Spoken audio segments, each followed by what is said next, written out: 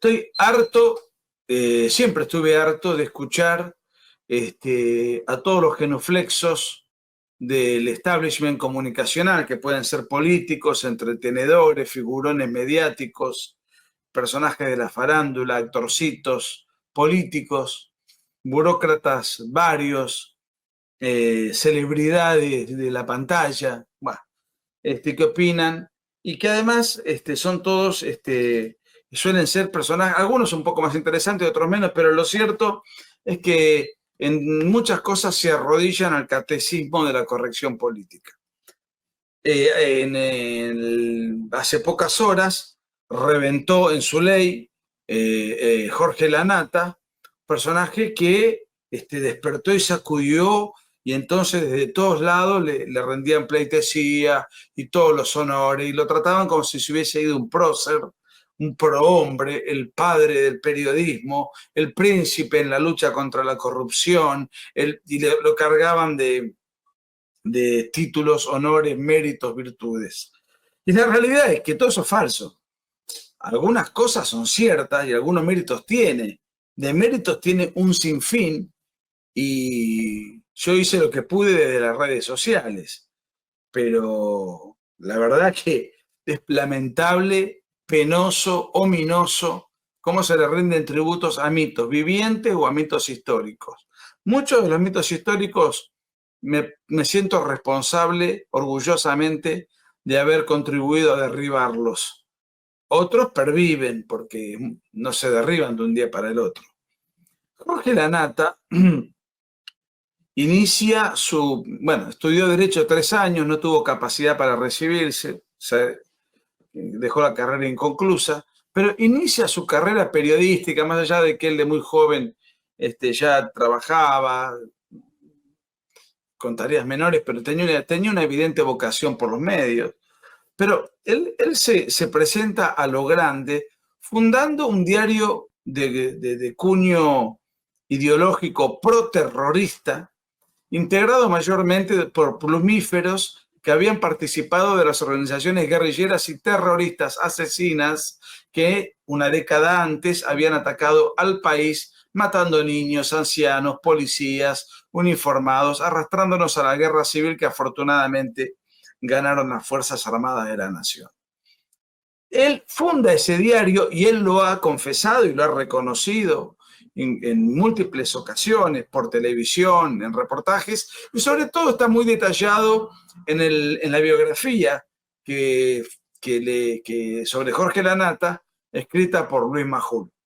Él, ese diario prototerrorista lo financia, consigue el dinero, no de manera legal, no de manera moral, no de manera legítima, sino que se la da un asesino repugnante, un delincuente internacional, terrorista internacional, Gorriarán Merlo. Gorriarán Merlo fue capitalista, financista de tu... Gorriarán tenía en ese momento un movimiento político que se llamaba MTP. Sí, el MTP. Bueno, estaba en Nicaragua. Se supone que estaba... Enrique Gorriarán Merlo, uno de los cabecillas del ERP, una organización infanticida, mataba niños, entre otras cosas. El Ejército Revolucionario del Pueblo, de cuño castro-guevarista, afortunadamente derrotado en la década del 70, fueron derrotados varios de sus cabecillas, y él, que formaba parte de la mesa chica, zafó, pero no se dedicó al pacifismo, se fue a hacer la guerrilla, primero a atentar contra el gobierno democrático de Alfonsín en una organización reciclada, el MTP, del que Página 12 fue su apologista, y después hizo la guerrilla también en Nicaragua, en el sandinismo nicaragüense, hoy capitaneado por el tirano pedófilo acusado de crímenes de lesa humanidad, Ortega, cuya mano derecha hoy es el otro asesino, colega de Gorriarán Merlo, líder de Montoneros, Mario Firmenich. Creo que la cifra que le da Gorriarán Merlo al joven Lanata, el joven emprendedor, era $1 millón, y con eso él arma el diario. Yo era muy chico, leía los diarios, por supuesto, en papel, no todos, porque no vengo de una familia adinerada de pequeño, y había que elegir, ¿no?, los diarios. Pero, bueno, en esa época no había internet, entonces leía de vez en cuando Página 12, si mal no recuerdo, para ver qué decían estos energúmenos, ¿no? No todos los que integraban Página 12 eran necesariamente ex asesinos. Había gente joven también que no había participado de la guerrilla. Estaba Tenenbaum, Lotoviazda, Paenza, que después, si te cases, después hicieron su carrera. Pero eran, bueno, los discípulos y herederos de toda esa línea de pensamiento. Pero que yo recuerde, y ahí escribía Caparrós, que yo recuerde, ex montonero, Bonazo, jefe de prensa de Montoneros, Berbisky, el segundo en el aparato de inteligencia de Montoneros, un hombre, un delincuente, pero pesadísimo. Creo que escribía Giovanni también. Y bueno, y después algunos zurdos, varios zurdos que a lo mejor no empuñaron fusiles, pero que apoyaron la guerrilla y contribuyeron a que la guerrilla tenga inserción en la opinión pública. Fueron propagandistas en la acción psicológica durante la guerra antisubversiva que, repito, afortunadamente ganaron las Fuerzas Armadas. Bueno, se dedicaron con ese diario, Página 12, a promover fuertemente, reivindicar el accionar guerrillero, por supuesto bajo la fachada hipócrita, cínica, de la defensa de los derechos humanos, con estos asesinos. También no solamente estaban estos, había otros personajes que trabajaban en el diario. Por ejemplo, el sacerdote Puijané, que atentó en el ataque terrorista a la Tablada en 1989 durante el gobierno de Alfonsín, con el MTP bajo las órdenes del financista de Página 12, Gorriarán Merlo, y después por eso estuvo preso unos años, hasta que el flojo de la Rúa le conmutó la pena.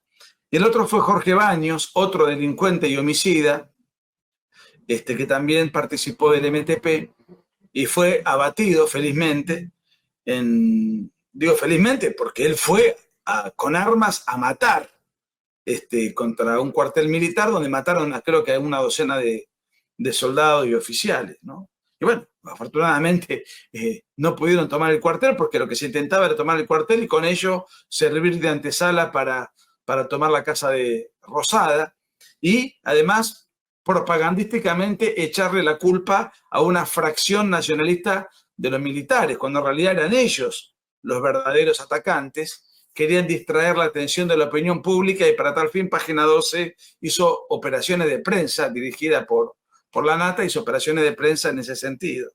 Entonces la Nata viene de ahí. Ese es el origen siniestro de la Nata, con dinero inmoral, con escribas, o que eran inmoralmente desde el punto de vista ideológico, porque eran de izquierda, o sea, al servicio del mal, objetivamente al servicio del mal, o directamente al servicio del crimen, porque eran guerrilleros reciclados que no habían sido abatidos durante la guerra que ellos le desataron al país con sus respectivas organizaciones homicidas. Y ahí estaba la Nata, el joven idealista, como le llaman.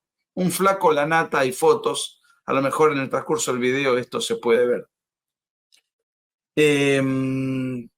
Después ya en la década del 90 viene la era de Carlos Menem.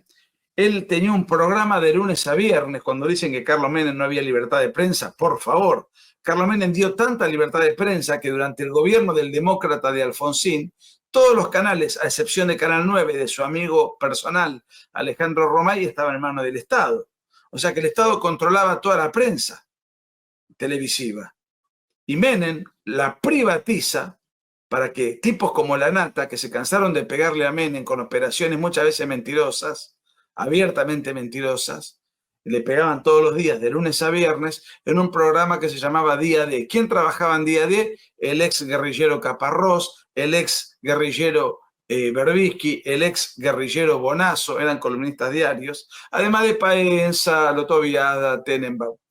De estos últimos no puedo decir que participaron de la guerrilla, incluso por una cuestión generacional, pero no, tenían una manera de pensar total y absolutamente equivocada, pero no les puedo atribuir ningún rasgo de criminalidad. Pero a muchos otros sí, a muchos otros sí. Estoy hablando de mucho de lo que me acuerdo.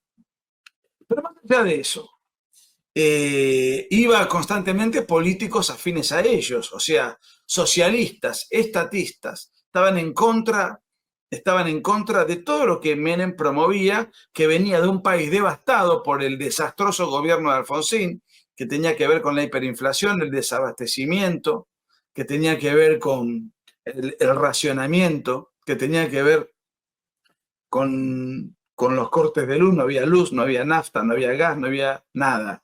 Estábamos devastados y un Estado colapsado, y Menem intenta pegar un giro copernicano que generó durante 10 años un periodo de notable esplendor y de libertad de prensa muy superior a la que hubo durante el gobierno de Alfonsín, en donde, repito, no solamente todos los canales eran del Estado, salvo Canal 9 de Romay, sino que además hubo periodistas presos, algo que jamás sucedió durante el gobierno de Menem, en donde además se derogó la ley de desacato para que todos los periodistas puedan opinar con plena libertad, entre ellos La Nata, que opinaba muchas veces mintiendo con operaciones de prensa, muchas veces indecorosa. Me acuerdo de una particularmente repugnante, cuando Cavallo estaba negociando un empréstito con el FMI y Carrió y La Nata inventaron que Cavallo tenía una cuenta bancaria con un miembro del FMI. Esto confirmaba incompatibilidad de caracteres, etcétera, etcétera, etcétera, mientras Cavallo estaba en Washington.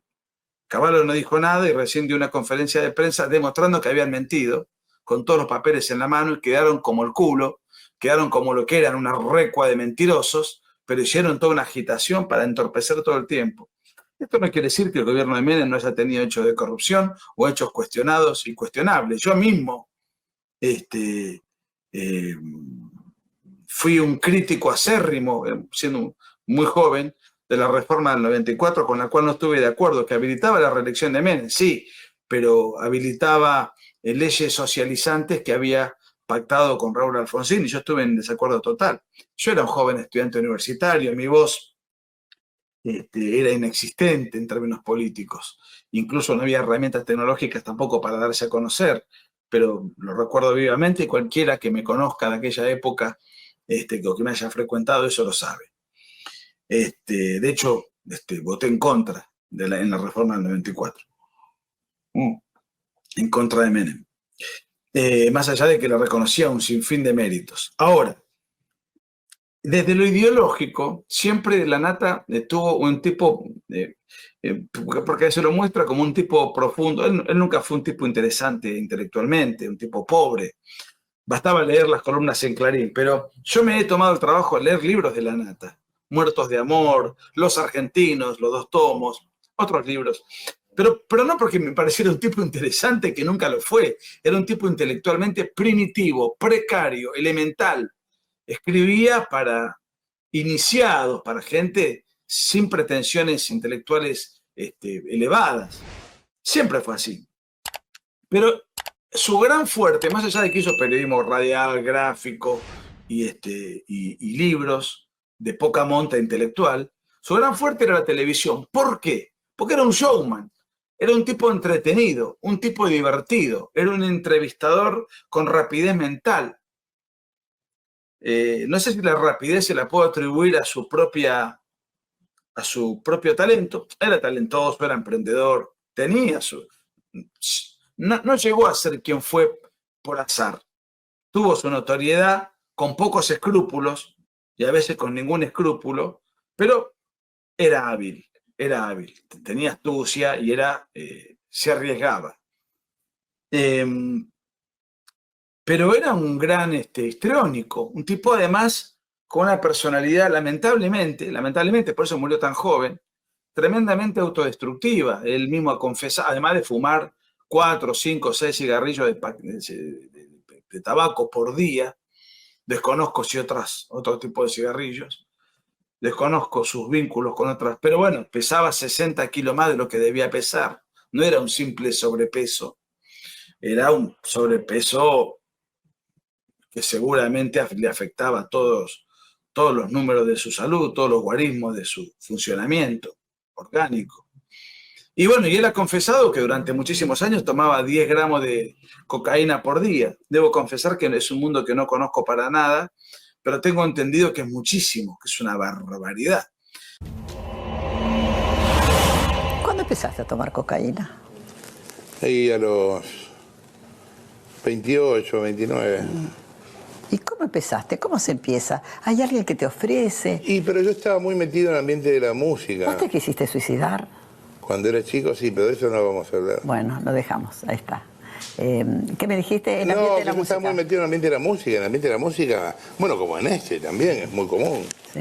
Va, como en este, como en cualquiera, porque en realidad la droga no es patrimonio de... Pero yo leí en el libro este que explican ahí todo el tema cocaína. Te hablo del libro de Majul, Sí, y dice sí. que llegaste a... Yo no tengo idea de cuánto es un gramo, ni que llegaste a tomar 6 gramos por día. Sí. ¿Eso es una Es barbaridad? una barbaridad. Sí. Qué bueno saber cómo lo dejaste, la Mira, primero, el vicio. yo estoy a favor de la despenalización de las drogas. ¿Por qué? Porque la gente no se muere por sobredosis. De ahí que era súper activo, rápido, vivía acelerado y trabajaba, porque tenía toda una carga de una incitación artificial y bueno. Ahora, eso forma parte de su vida personal. Eso lamentablemente te destruye y lo pagó. Lo pagó porque le tuvieron que donar un riñón. Una mujer muy samaritana, muy piadosa, le donó un riñón para que pueda vivir. Es muy conmovedor cuando alguien dona un órgano, un riñón para otro. Pero él no le pagó a esa mujer. ¿Qué significa pagarle? ¿Darle plata? No. Decir, bueno, esta mujer hizo este esfuerzo por mí, en respeto al menos de que me ha salvado la vida, me voy a cuidar. Porque esta mujer me donó un riñón, se sacó un riñón de sí, que no me conocía para dármelo, me voy a cuidar. No se cuidó nunca. Y murió rápido. No le pagó muy bien a la mujer, porque hoy no tiene el riñón y la persona beneficiaria de ese riñón murió rápidamente porque él no cumplió con las prescripciones médicas, seguramente. Bueno, está bien, hasta ahí su vida personal. Y no sabemos, no la conozco, pero era un tipo desbordado, no podía consigo mismo. Pero dejó toda una playa de periodistas de izquierda, dejó una mentalidad y preparó el terreno para el kirchnerismo. Si la Nata no hubiese tenido la influencia que tuvo, porque era influyente, no hay duda, una influencia intelectual precaria, pero influía en el gran público, porque era un tipo divertido, histriónico, con buenos ratings, televisivamente siempre fue un buen producto. Entonces, ¿qué generó? El mito de que el socialismo y el Estado y la distribución del ingreso y la justicia social, etcétera, etcétera, etcétera, que los militares eran malos, que los terroristas eran buenos, y después de viejo se abrazó el wokismo, siempre difundiendo ideas negativas y perversas, en lo económico, en lo cultural, etcétera. Y eso fue antesala del kirchnerismo. Cuando el kirchnerismo empezó a robar a 4 manos, bueno, el kirchnerismo era socio de Clarín. Hasta el año 2008 el kirchnerismo era el órgano de prensa de Clarín. Y bueno, Página 12 también, pero ella no estaba en Página 12, fundó una revista, le fue mal, después volvió a emprender. Pero cuando Clarín rompe con el kirchnerismo se refortalece porque la soja valía $700, porque había... pero de todas maneras no había un contraste de ideas. De hecho, la oposición, la falsa oposición del macrismo acobardado, centrista y no binario, cuestionaba, al igual que la Nata, del kirchnerismo, lo que robaban, no el sistema político, económico, cultural siniestro del kirchnerismo, que era más grande que el robo, era más preocupante que el robo. Porque el robo, con un gobierno honesto, más o menos lo manejás. Lo que no manejás es la decadencia del país si las políticas de Estado son incorrectas. Y eso es lo que pasó. Y eso es lo que le pasó a Macri.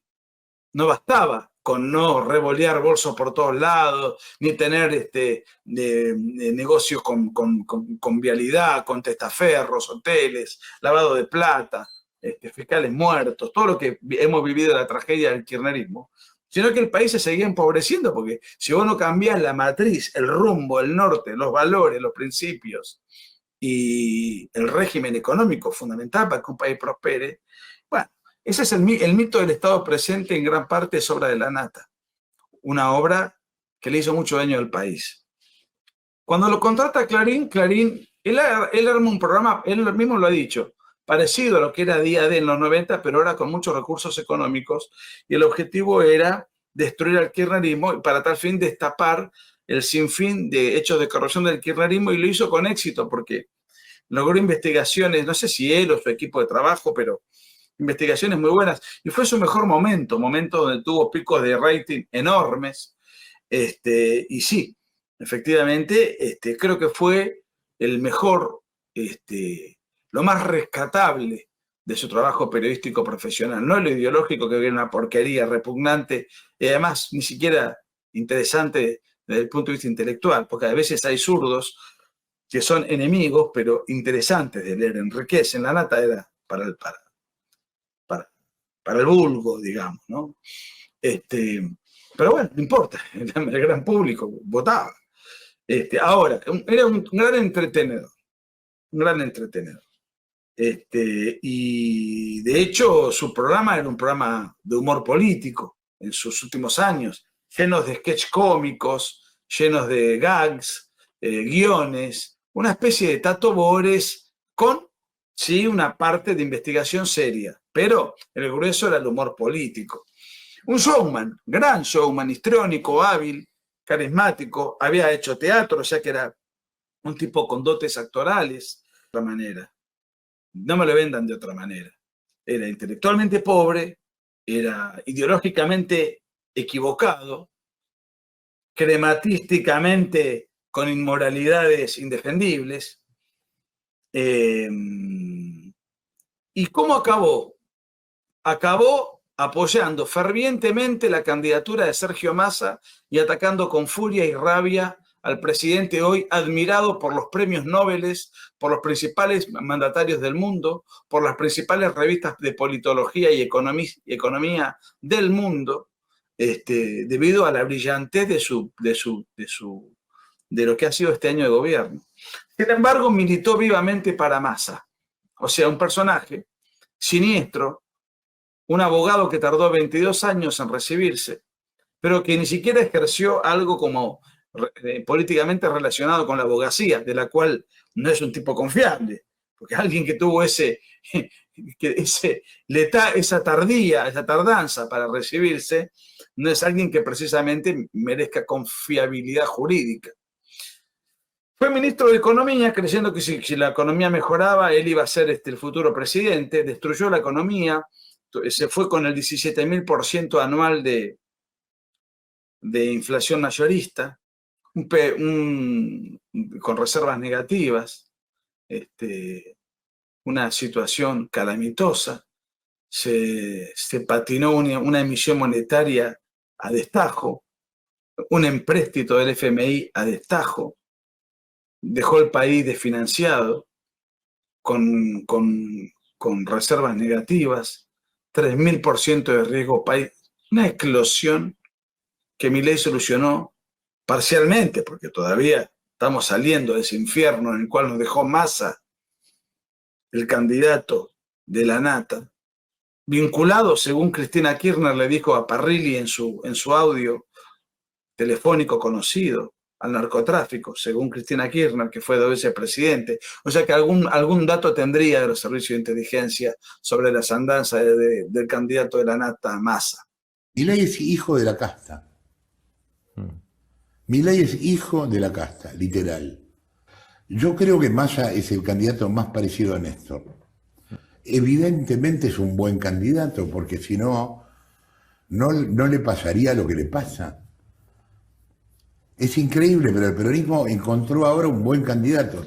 ¿Qué quieren que le diga? Que estoy triste, acongojado, que fue lo más grande. No lo admiro. No es alguien admirable, no es un gran arquetipo, no es un prohombre, nada. Era hábil, era un tipo astuto, era un tipo sagaz, era un tipo audaz, era un tipo emprendedor, fue un tipo exitoso, sí. Era un tipo atractivo en su histrionismo televisivo, muy divertido, sí. ¿Era un tipo culto? No. ¿Era un intelectual? No. ¿Ideológicamente estaba en el lado correcto de las ideas? No. Era un izquierdista recalcitrante en sus inicios, pro-guerrillero, y después, ya en Clarín y con el kirchnerismo fracasado, abrazó un progresismo vago, mentalmente confuso, difuso, con pocas herramientas intelectuales. Él, de hecho, tenía un equipo de investigación que logró O sea, ¿el problema cuál era? El del kirchnerismo, no el desastroso gobierno, sino la corrupción del gobierno, que era consecuencia del plan político-económico del gobierno. Con un Estado súper grande, la corrupción es la regla del funcionamiento de ese Estado. Lanata nunca lo entendió, no era un tipo que tuviese una concepción clara de las cosas, era muy confuso. Y esa confusión impregnó en muchos argentinos hasta la aparición de Milei. Milei generó un cambio de paradigma. Bueno, por eso Lanata lo combatió fervientemente a Milei, y bueno, terminó como terminó. Pero ahora todo el mundo lo elogia, y el que dice la verdad, como las que estoy diciendo, es un insensible. Bueno, miren, yo voy a estar toda la vida diciendo la verdad, desde que tengo alguna mínima notoriedad, digo la verdad, desde que escribo libros digo la verdad, y no soy el dueño de la verdad, soy esclavo de la verdad. Y la verdad hay que decirla oportuna e inoportunamente. Hoy es 1 de enero. No, no es el momento. Siempre es el momento de decir la verdad. Lo dice el Evangelio. La verdad hay que decirla oportuna e inoportunamente, le guste o no a los genuflexos que se arrodillan al humanitarismo tribunero. Entonces todo el mundo se siente en la obligación explícita o implícita de congraciarse con el difunto. Cierta vez mi maestro Vicente Massó dijo, cuando murió el canalla y sinvergüenza de Néstor Kirchner, que todo el mundo lo elogiaba, incluso los opositores y todo el mundo, en un artículo que nunca me voy a olvidar, 2010. Porque, claro, un tipo tan despreciable, un sinvergüenza, un inmoral, un delincuente como Néstor Kirchner, que no fue condenado por la justicia porque reventó en el 2010. No es el caso de su mujer, que como vivió y sigue viviendo, ya fue condenada, una condena con doble instancia, y además va a ser condenada en otras causas, mucho más graves todavía. Cierro con esto que dijo Massó. Todas las novias son lindas y todos los muertos son buenos.